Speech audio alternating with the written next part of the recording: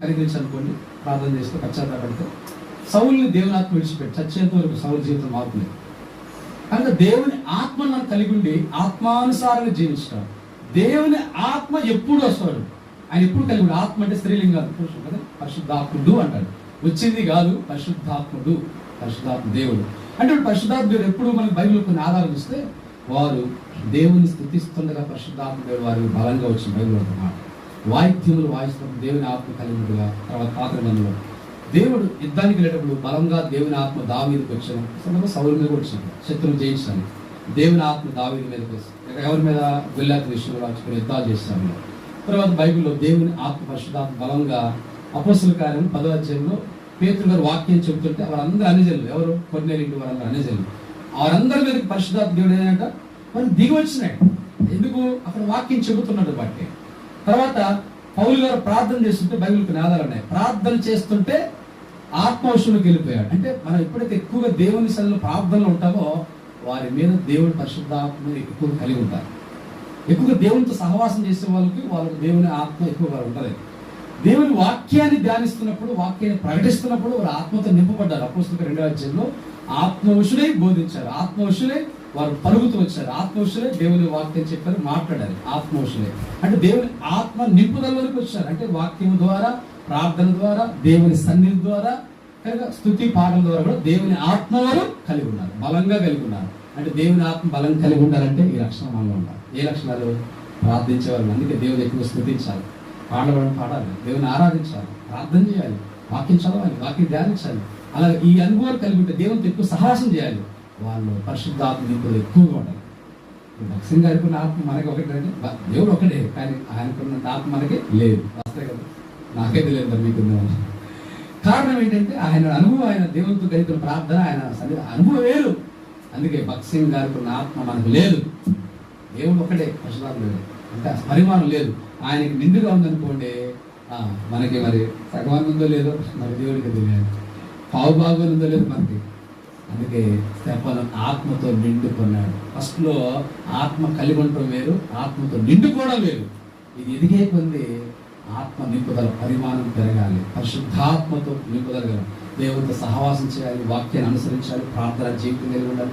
ఈ ఆత్మీయ లోతు అనుభవంలోకి వచ్చే కొంది దేవుని ఆత్మతో నింపబడతారు. ఈ ఆత్మను నింపబడితే ఏం జరుగుతాయంటే దేవుని ఆత్మ నింపబడ్డ వారు బలంగా యుద్ధాలు చేశారు, అంటే శత్రువును జయించగలిగినారు. దేవుని ఆత్మ బలంగా వచ్చినప్పుడు ఏం చేశారు? పాత్ర మొదలు శత్రువును జయించగలిగారు.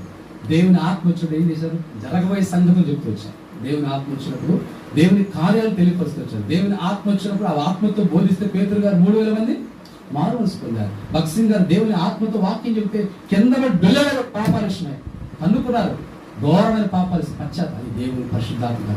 వాళ్ళు వచ్చారు, అయ్యా ఆపండి ఆపండి, నేను కాదు ఆపేది, పరిశుద్ధాత్మ దేవుడు, ఆయన కార్యం అలాగా అద్భుతంగా కార్యం. దేవుని పరిశుద్ధాత్మ అనేక ఒప్పింపజేస్తుంది, పాపానికి వచ్చే పరిశుద్ధాత్మ కార్యాలు. కనుక దేవుడు అలాగే కర్త కాదు, సమాధానానికి కర్త. కనుక దేవుని ఆత్మ పనిచేసే కార్యాలు. అలాంటి దైవిక విధానంలో మనం కలిగినట్లు ప్రభుత్వం ప్రార్థన చేస్తాం. 5 సంగతులు, మిగిలిన సంగతి ప్రభుత్వం వచ్చేవారు మనం అర్థం చేద్దాం. చెప్పండి. నెంబర్ 1, మొట్టమొదటిగా స్టెఫను అంటే అర్థమైన పేరుకి అర్థం కిరీటం. స్టెఫన్ 5 లక్షణాలు చెప్పండి అందరూ. ఒకటి, ఫస్ట్ లక్షణం ఏంటి? అందరూ ఆత్మ కలిగిన. 2వ లక్షణం దైవ జ్ఞానం కలిగిన కదా. జ్ఞాన రకాలు ఉన్నాయి. ఒకటి దేవుని ఆత్మ, ఆత్మ కూడా రకాలు ఉన్నాయి. సాతాన ఆత్మ ఉంది, బ్రహ్మపంచ ఆత్మ ఉంది, దురాత్మ ఉంది, అపవిత్ర ఆత్మ ఉంది కదా. మానవునికి ఇచ్చే సొంత ఆత్మలు ఉన్నాయి. ఒకటి దేవుని ఆత్మ కలిగినవాడు, 2 దేవుని జ్ఞానం కలిగినవాడు, 3వది మంచి పేరు కలిగినవాడు, ఆత్మీయ దేవుని స్తంభం, 4వది మంచి విశ్వాసం కలిగినవాడు, 5వది దేవుని ఆత్మ నింపబడినవాడు, నిండైన దేవుని ఆత్మ. వారు దేవుని ఆత్మతో నింపబడాలి, ఆత్మానుసారంగా జీవించాలి, ఆత్మీయంగా నడుచుకోవాలి, శరీరకి చంపు వేసుకోవాలి. ఆత్మీయంగా జీవిస్తున్నావంటే నీలో ఆత్మ బాగా పనిచేస్తున్నట్టు. నువ్వు ఎక్కువ శరీరం జీవిస్తూ తక్కువ ఆత్మీయంగా జీవిస్తున్నావంటే నీకు ఆత్మ తక్కువ పనిచేస్తుంది, శరీరం ఎక్కువ పనిచేస్తుంది. అందుకే మనం చూడండి, గొర్రెపిల్ల, పందిపిల్ల, పందిపిల్ల శరీరం, గొర్రెపిల్ల ఆత్మ. దేన్ని ఎక్కువ మేపితే అది బలంగా ఉంటుంది. మనం శరీరాన్ని ఎక్కువగా అంటే భోజనం చేయడం తప్పని కాదు, అంటే ఆత్మను మనం ఎక్కువగా బలంగా చూసుకోవాలి. ఆత్మ బలంగా ఉందా, శరీరం బలంగా ఉందా? అందుకే శరీరం బలంగా శరీరం బలంగా ఉన్న వాళ్ళు ఏం చేస్తుంటే శరీర కార్యాలకు వెళ్ళిపోతుంటారు. వాళ్ళు దేవుని కార్యాలు పాలు పొందలేరు, ఆరాధనలు రాలేరు, దేవుని నియమకులకు పాలు పొందలేరు. ఆత్మలు ఏం చేస్తారంటే వారు ఎంతో పరిస్థితుల్లో కూడా, ఇబ్బందుల్లో కూడా కొంతమంది ఉన్నారు దేవుడు వాళ్ళు ప్రయాసపడుతున్నారు. వాళ్ళు ఆరాధన రావటము, ఎన్నో పరిస్థితులు ఉన్న ఇబ్బందులు ఉన్నా మరి దేవుని కార్యంలో ప్రార్థనలో పాలు పొందడం ఏంటంటే ఇది ఆత్మకార్యం. దేవుడు కొంతమంది భర్తలు ఆటంకాలు కొన్ని పరిస్థితులు ఉంటాయి, అది వేరే సంగతి అండి. కొన్ని అవకాశం ఉండి కూడా రావట్లేదంటే మనం ఆత్మ ఎలా ఉన్నామో మనం అర్థం చేసుకోవాలి.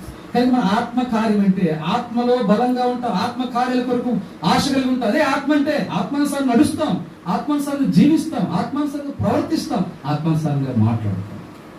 ఆత్మ లేకపోతే శరీర క్రియలు, శరీర మాటలు, శరీర ప్రవర్తన, శరీర జీవితం మనలో కనపడుతుంది. మన ఆత్మానుసారంగా ఆత్మ ఎంతో మన పరిమాణం, కొద్దిగా ఆత్మ ఉందా, ఇంకొంచెం ఎక్కువగా ఉందా, భక్సింగ్ అంతా లేకపోయినా, స్తెపనంతా లేకపోయినా కొంత మనకు ఉందా లేదా, 5 విషయాలు పరీక్షించుకొని ప్రభువులో ప్రార్థన చేస్తాం. మోకరించి ఈ అనుభవాలు లేకపోతే ప్రభు సిద్ధపడతాం, విడబడతాం. ఆయన పంచలు కూడా మనం పాపలు కాదు.